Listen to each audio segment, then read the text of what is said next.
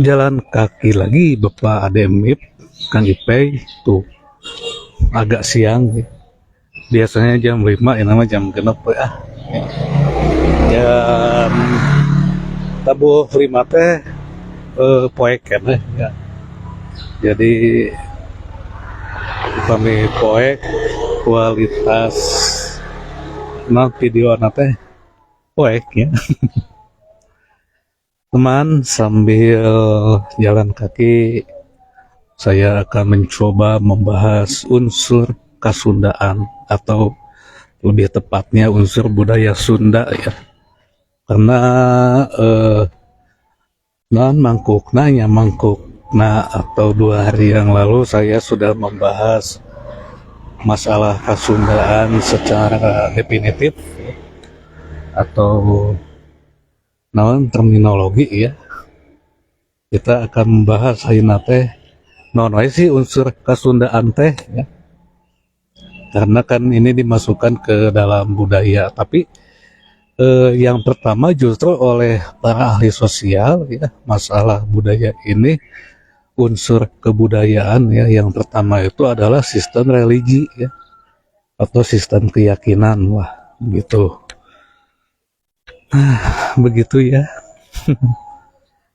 Dapat kurang alih kendala ya.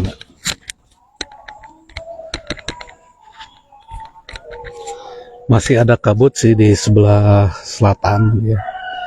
Pohon-pohon kelapa ya. Masih banyak di sini. Ya karena kita ada di mana wilayah tropis ya. Makanya banyak pohon kelapa. Nah, teman-teman, mengenai unsur Kasundaan ya, atau unsur budaya Sunda, yang pertama itu yaitu sistem religi.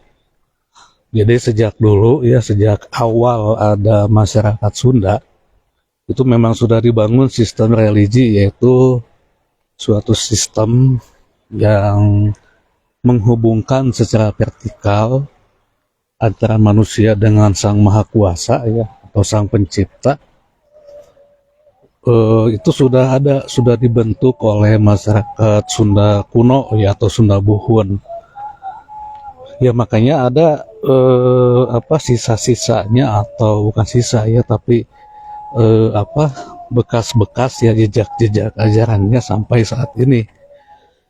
Namun tentu saja sistem religi yang dibangun oleh masyarakat Sunda Buhun itu berbeda ya dengan sistem religi yang dibangun atau yang dibentuk oleh masyarakat di Timur Tengah ya.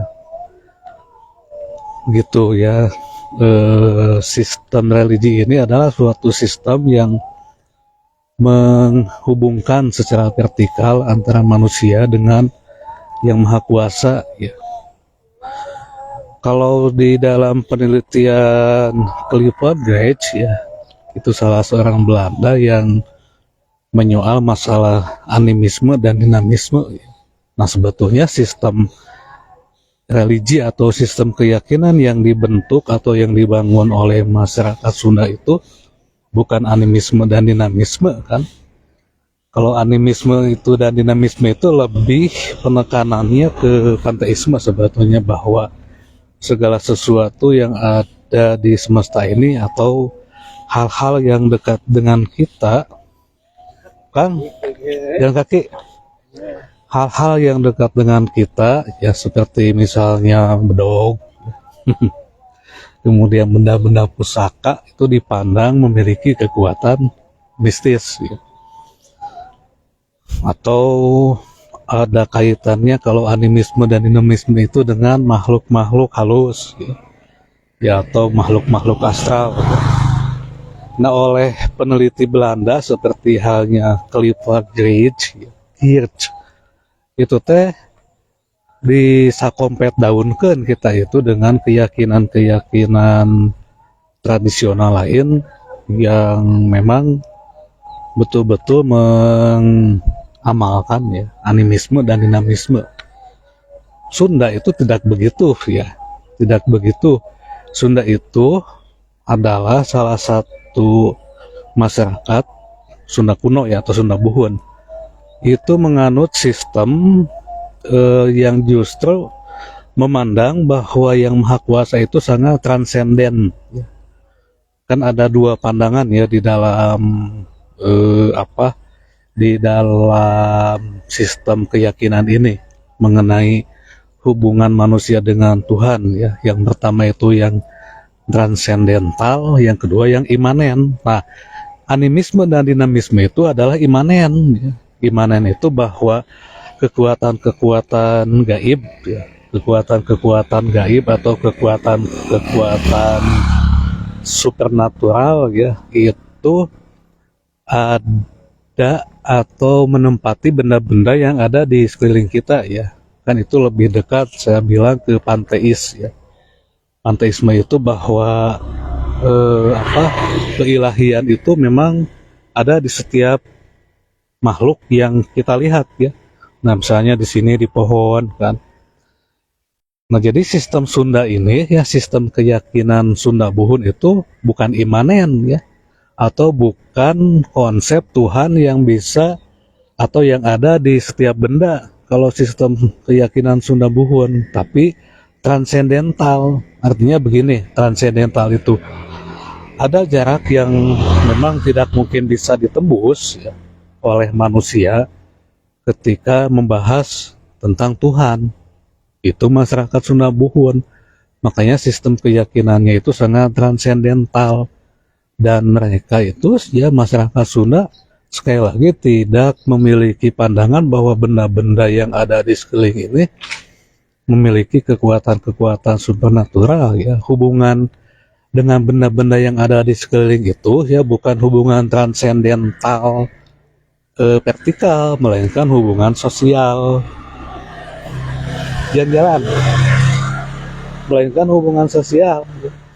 Artinya hubungan sosial itu adalah hubungan saling mupusti ya, saling mupusti, saling saling menghormati, bukan saling migusti ya. Nah, jadi itu ada satu kesalahan pandangan ya, bahwa seolah-olah masyarakat Sunda Buhun itu menganut sistem animisme dan dinamisme. Kalau di dalam bahasa teologi itu kan imanen ya. Imanen itu bahwa Tuhan itu menempati benda-benda yang ada di sekeliling kita, atau lebih tepatnya panteis ya. Nah, sistem Sunda Buhun tidak begitu ya. Sistem Sunda Buhun itu membangun hubungan vertikal manusia dengan Tuhan itu secara transendental ya. Jadi di dalam masyarakat Sunda Buhun sangat pamali sekali ketika membahas masalah-masalah yang ada kaitannya dengan keilahian atau ketuhanan. Adapun ketika misalnya masyarakat Sunda seolah-olah ketika mau melewati suatu tempat itu pupuntenan misalkan, kan itu mah bedieu ya. Itu mah bedieu. Nah, dulu tidak begitu kan. Ketika pupuntenan ya itu sebetulnya hanyalah semacam bentuk penghormatannya kepada alam gitu. Karena di bagaimanapun juga ya, kelekatan atau kemelekatan manusia dengan alam ini memang sangat kuat, sangat dekat lah. Makanya di masyarakat Sunda Buhun sok aya geuning anu masihan non, misalnya sasajen ya, kemudian tumpeng, dan itu adalah suatu simbol, sebetulnya simbol bahwa dengan adanya makanan-makanan itu antara hubungan vertikal yang transendental ya dengan hubungan sosial yang horizontal itu teh bisa semakin kuat ya.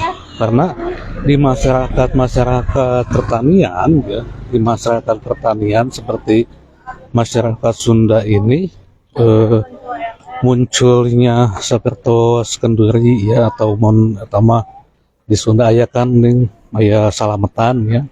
Nah, itu teh bedieu ya, satu bedieu, yang kedua memang itu dilakukan biasanya di musim panen. di musim panen ya, setelah masyarakat merasakan keberlimpahan hasil panen ya. Sebetulnya masalah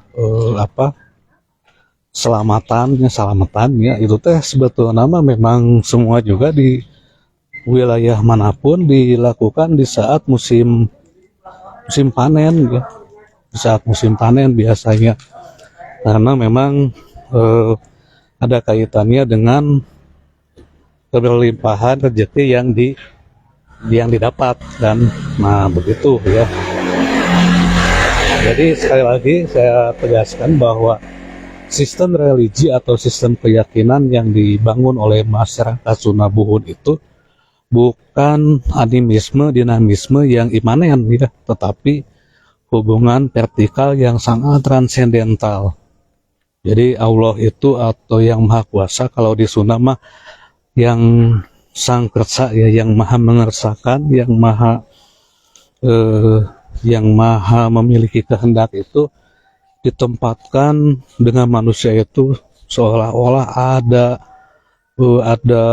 apa ya, ada bukan penghubung ya, ada jeda yang sangat jauh, tetapi itu bisa dibangun hubungan di antara manusia dengan Tuhan dengan sikap kontemplatif. Kenapa masyarakat Sunda Buhun itu lebih ke pandangan transendental ya, karena memang di kumaha-kumaha ya, di bagaimanapun juga bahwa Tuhan ya, atau kalau kita kan Allah Subhanahu wa Ta'ala itu memang sangat terlalu suci ya untuk kita bawa-bawa, atau terlalu suci untuk kita tarik ke ranah yang profan atau ranah yang sangat fana ini begitu. Jadi inti nama orang tua kita, nenek moyang kita Sunda Buhun itu ingin tidak ingin belegug lah begitu ya, tidak ingin belegug atau tidak ingin tidak sopan atau alim culangung ya, alim culangung kan Maha Kawasa, makanya ditempatkan atau diposisikan bahwa yang Maha Kuasa ini sebagai kekuatan yang memang bersifat transendental. Nah itu masalah sistem keyakinan ya. Adapun masalah-masalah siga naon sasajen misalkan ya, kemudian sakertos naon aya na nya sasajen kan mitembean, itu mah media yang memang sebetulnya kalau di dalam kehidupan masyarakat Sunda Buhunnya itu mah hanya sebagai pengikat ya, bagaimana kita membangun hubungan vertikal yang transendental dengan hubungan sosial yang horizontal. Jadi untuk ayat kaitannya dengan sistem religi sebetulnya ya, kalau kita ingin jujur ya, sok dikait-kaitkan we nya. Kemudian masalah konsep supranatural seperti adanya jin ya, setan, itu kan konsep-konsep seperti itu konsep dari Timur Tengah ya, karena di kita mah beda-beda we mengenal istilah jurignya, dulu mengenal istilah hantu ya, dulu mah kan tidak mengenal itu ya. Sebetulnya mah kalau kita mau mau mengkaji lebih dalam ya, sistem-sistem tadi teh seperti supranatural ya, seperti adanya setan, adanya iblis, jin, itu kan bahasa-bahasa yang divernakularisasi dari bahasa Arab ke Indonesia ya. Nah begitu ya. Jadi sebetulnya kalau kita mau jujur lagi, memang hal-hal supranatural itu ada, cuman begini, kenapa dunia mitologi itu lebih banyak menggunakan istilah-istilah seperti jin ya, seperti iblis atau setan, malaikat dan lain sebagainya. Ya sebetulnya itu kan suatu apa ya, untuk memudahkan, sebetulnya untuk memudahkan bahwa hal-hal yang gaib ini memang ada dalam kehidupan. Kalau saya saya sebutkan lah, misalnya hal-hal yang gaib itu sebut saja makhluk-makhluk yang mikroskopis ya, atau makhluk-makhluk yang memang berada di luar pandangan kita karena saking kecil atau saking halusnya. Kemudian bisa juga merupakan partikel-partikel ya, partikel-partikel, atau kalau di dalam ilmu komputer mah disebutnya teh malware ya, malware atau bisa juga dikatakan sebagai virus di dalam kehidupan ini. Ya virus itu kan karena adanya dalam kehidupan ini ya, karena banyaknya energi negatif, bisa saja sebetulnya ya makhluk-makhluk yang kita pandang gaib itu adalah hasil kerja kita ya, hasil usaha kita yang lebih banyak melakukan tindakan negatif, kemudian membentuk energi negatif juga, lalu mengumpul, dan ya ujung-ujungnya pasti akan kembali kepada kita kan. Ya bisa saja seperti itu kan. Meskipun di dalam keyakinan Islam itu memang diciptakan oleh Allah Subhanahu wa taala kan. Namun secara apa ya, supaya misalnya orang lain pun bisa memahami dan bisa menerima, memang mesti apa ya, artinya kita itu memang mesti menjelaskan ya. Kalau kata Imam Al-Ghazali mah pakot kanat ya, pakot kanat itu menjelaskan sesuai dengan apa adanya. Nah begitu ya, itu sistem religi atau sistem keyakinan di masyarakat Sunda Buhun. Saat ini memang ada masyarakat yang masih memegang teguh keyakinan ya, kemudian menamailah komunitas mereka itu, keyakinan itu dengan Sunda Wiwitan kan. Meskipun mungkin selama perjalanan waktu, kalau saya mengamati ya, penamaan Sunda Wiwitan itu di Cigugur Kuningan pun baru berlangsung abad ke-19 ya, oleh Muhammad Mandrais ya, oleh Pangeran Mandrais. Tapi saat ini kan banyak yang menganut juga Sunda Wiwitan ya.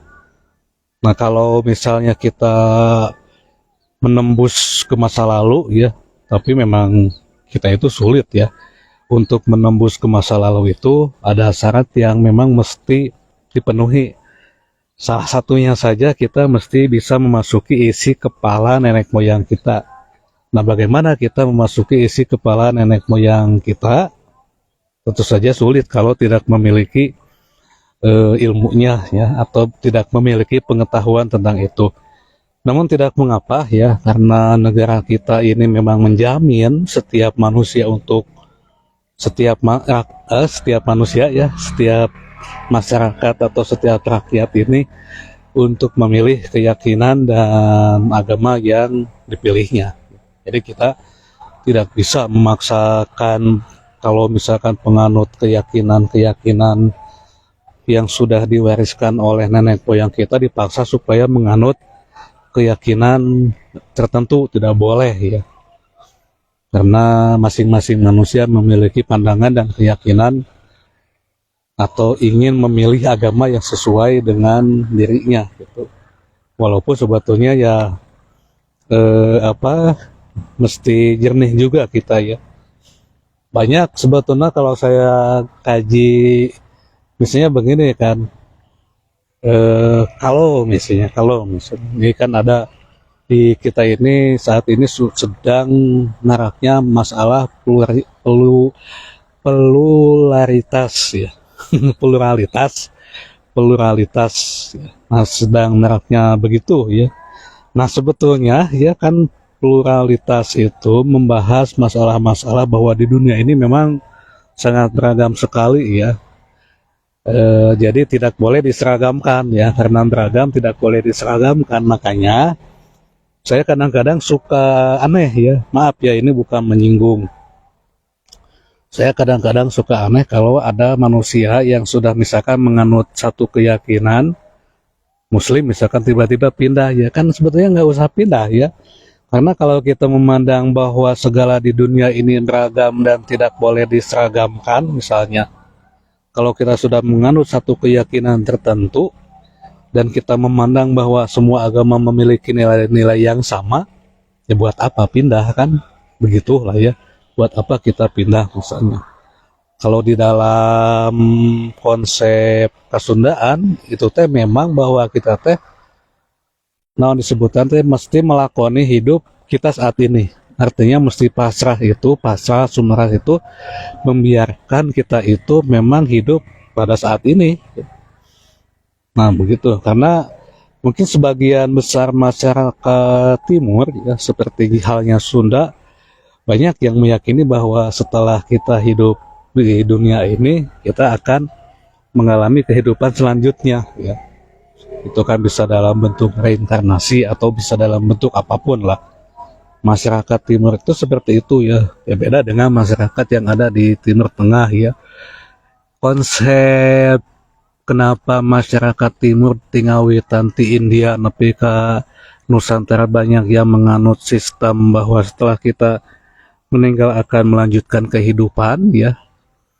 Ya itu kan dipengaruhi oleh alam juga lingkungan ya. Pertama lingkungan kita memang sudah sangat hijau begini ya.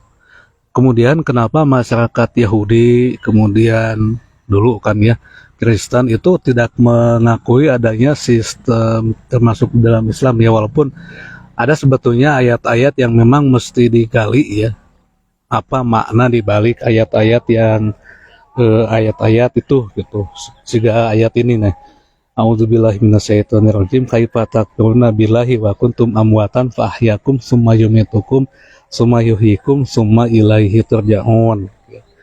Nah, itu kan konsep yang mesti dibahas itu yang didalami apa maksud sebetulnya atau maksud yang terkandung di dalam ayat itu. Kan itu dihidupkan, dimatikan. Kemudian di situ ada antop, suma ya, suma itu selanjutnya. Kalau misalnya ayat itu dipanjangkan atau dilanjutkan terus ya akan begini ya. Kaifa takbiruna billahi wa kuntum amwatan fa ahyakum summa yumitukum summa yuhyikum summa yumitukum terus begitu. Nah, jadi memang mesti dikaji lah oleh ahli-ahli bahasa bukan oleh saya ya. Karena saya mah tidak menguasai itu. Nah, jadi sekali lagi kenapa masyarakat Yahudi ya, atau agama-agama Semit tidak meyakini adanya reinkarnasi? Karena memang begini ya, kondisi alam pun menentukan cara pandang kita terhadap alam ini, termasuk cara pandang kita di dalam berkeyakinan. Di Sunda yaitu ini adalah surga ya, di Sunda itu. Maksudnya bahwa kondisi alam yang memang hijau kemudian diberkahi oleh berbagai macam makanan yang disediakan oleh alam, kemudian cai anu aya di mana-mana ya bagi masyarakat Sunda saat itu, ya masyarakat Nusantara saat itu ini adalah suatu keberkahan yang memang tidak ada bandingannya. Nah, sementara masyarakat Semit, salah satunya misalnya Yahudi itu kan hidup di padang tandus yang kadang-kadang sangat minim dengan sumber daya alam. Saya kan di padang oase dan itu sangat sulit. Makanya mereka lebih memandang bahwa hidup di dunia ini hanya sekali.